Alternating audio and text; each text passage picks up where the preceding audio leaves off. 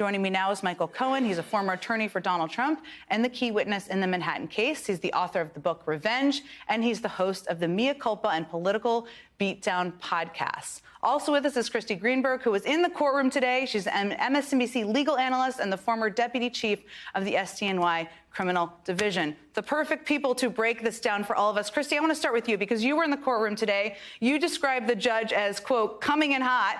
Explain how the judge got this case kind of back on track today. Well, so in January, Trump's legal team requested documents from SDNY, and they produced about 200,000 pages of documents. Trump's legal team then goes bananas, says, oh, we've got to dismiss the case, discovery violations for the prosecutors, and adjourn the trial. Well, Donald Trump lost all of those motions decisively today because the law says the DA's office needs to disclose documents that are relevant and within their custody, control, and possession. And these documents were not relevant. The DA's office was asked how many are relevant. They said less than 300 out of those 200,000. What did Trump's team say? Hemmed and hawed. They couldn't really answer. They said tens of thousands. They really didn't know. At the end of the day, these were bank records that had nothing to do with the case. Special counsel office reports had nothing to do with the case. Phones from Michael Cohen that they already had. And then the question came, well, all these documents from SDNY, were those in the control of the DA's office? Is that really your argument, Todd Blanche, you who were a prosecutor for 9 years at SDNY? And he said, no, they weren't within our control. Essentially, SDNY was a third party. Either Trump or the DA's office could have asked for these documents at any time. They knew that, and Trump's team made a decision. They said, we're going to hold on to this. We're going to sit on our hands. We're going to ask at the last minute. Why did they do that? It's obvious they wanted to torpedo the trial date. So it was a stunning hearing. The judge got really upset at various points and noted that these were really serious allegations against not only the prosecutors, but him as being complicit, and basically said, we're getting this train back on the tracks. We're setting a trial date. And so not only did Donald Trump lose here, I think you really saw yet again another lawyer for Donald Trump lose his credibility in front of the court and the public today. I mean, as Christy just very articulately outlined, we're at a point where the judge said, no more of this. He set a trial date. But we've been so focused, Michael, on the kind of delays here and the timing. We lose focus sometimes on what this case is really about. You were a key witness here. For people that might have forgotten, tell us what this case is really about. And what is the jury going to hear from you when the time finally comes?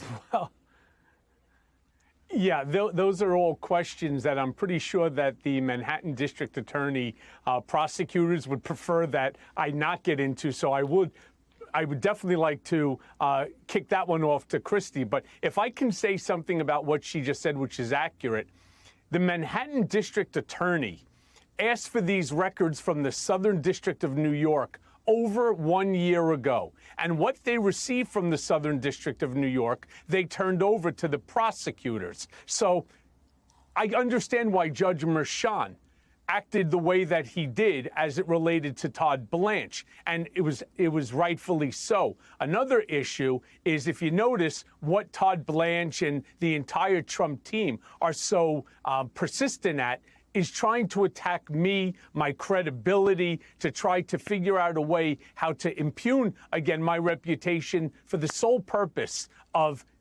either delaying this trial further or having it knocked off the calendar altogether, which is just, wishful thinking. Well, you're not going to give us a preview of your testimony. You do know what this trial is about. So let me ask you something different. I mean, you said, as you just alluded to, the judge last week basically rejected Trump's motion seeking to bar your testimony from the upcoming trial. They tried to do that. What should Trump fear most about April 15th? I mean, this trial date is set. What should he be worried about? Yeah, he should be worried about me. He should be worried about the Manhattan District Attorney, the District Attorney of New York prosecutors. He should be worried about the documentary evidence. He should be worried about all of the witnesses that are going to be coming in to that trial, simply because, as others have also appropriately put it, this is a very simple case. This is a case based upon documentary evidence and corroborating testimony. These documents don't lie, and they paint a very specific picture, one which, of course, does not inure to the benefit of Donald Trump. Yeah, none question. We're looking forward to watching it in 3 weeks and talking about it. Let me ask you, Christy, because again, we have a trial date now. I want to get into the heads of what the defense is here. The judge seemed a little skeptical of what they had to offer, but there's a trial date. What do you anticipate their actual defense may be at this trial? So a few things. They are going to say that these payments, these hush money payments to Stormy Daniels had nothing to do, the purpose of them had nothing to do with campaign finance violations or affecting the election. This was really about his family and Melania not finding out. But that's a hard defense to make unless Donald Trump testifies. I don't know where the evidence for that would come from, if not from Donald Trump himself. So I really think what you're going to see, as Michael points out, is they're going to beat up on Michael on the stand, or do their best to, and really try and attack his credibility, the credibility of the witnesses. But I will say that, you know, the Manhattan DA's office would not have brought this case if they didn't feel that not only did they have strong witness testimony, but that they felt that witness testimony was corroborated by documents. Here you have copies of signed checks that Donald Trump is signing from the Oval Office. You have ledgers. There are documents showing these payments, and they're clearly payments that that the witnesses, not just Michael Cohen, but various others, can explain what the purpose was. And just one thing to point out about the seriousness of this is that, you know, SDNY told the court in Michael Cohen's sentencing for the same crime, for these campaign finance violations, that these were so serious they threatened the fairness of elections and eroded our faith in the electoral process. So if the crime was serious for Michael Cohen, well, then it's certainly serious for Donald Trump, the person who directed Michael Cohen to commit the crime for Donald Trump's benefit. So there's a lot of talk about this not being serious and this being the least serious of the cases. I disagree. This is election interference, and I think we're going to see that in just a few weeks. A case of the two-tier justice system. Well, Michael, I'm sure you have thought about, you have been a lawyer, you have been in the courtroom, you have thought about all the things that are going to come at you. A judge overseeing the terms of your probation recently questioned your integrity, suggesting that you committed perjury because you denied under oath that you committed tax evasion after you pleaded guilty to it back in 2018. What are you going to say if Trump's lawyers raise this at trial to attempt to discredit you? Yeah, once again, this goes right back into the sum and substance of my testimony.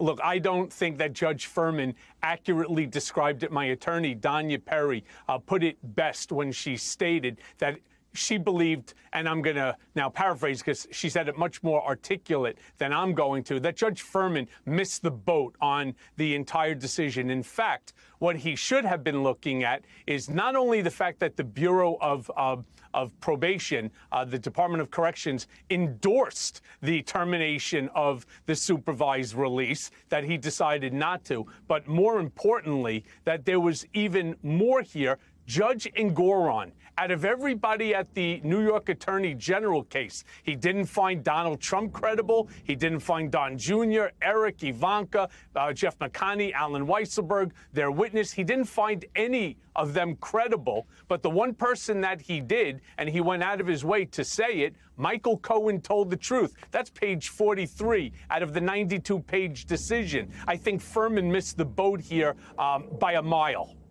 If it makes you feel any better, I have already put evac on alert. He's ready to go if it comes to that. General, I can assure you. Hey, General, let me into the war room to see you, so I had to hack my way onto this frequency. This better be critical, Wheelie. Sir, come on, what is it not, please? Okay, couple of things. I'm running low on the dough. I was thinking about taking a couple of months sick leave, maybe starting today. And, oh yeah. I intercepted a transmission from Megatron. Then send it through. Yes, sir, right away, sir. And so I was so damn weird going on the other stuff. This is your last warning, insects. Relinquish what remains of the Allspark. So who's the insect? You? What? Who's the insect? Protect you. They were defeated on our world, and we will defeat them here. This was just a diversion. Security, please bring him up. Rabbit, she's already inside. Deeds! Give me an update on that reserve. Boss readiness. What was his name? What was it? Evac, sir. Evac.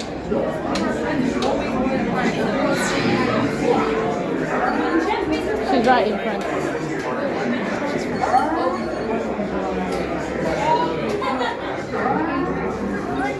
We're facing a heavy these sustained attacks. They appear to be after the All-Spartan aircraft. General Marshall! General! Need to immediately evacuate. National security advisory. Stand down! Check it out! The mission celebration. The amateurs for a suicide mission.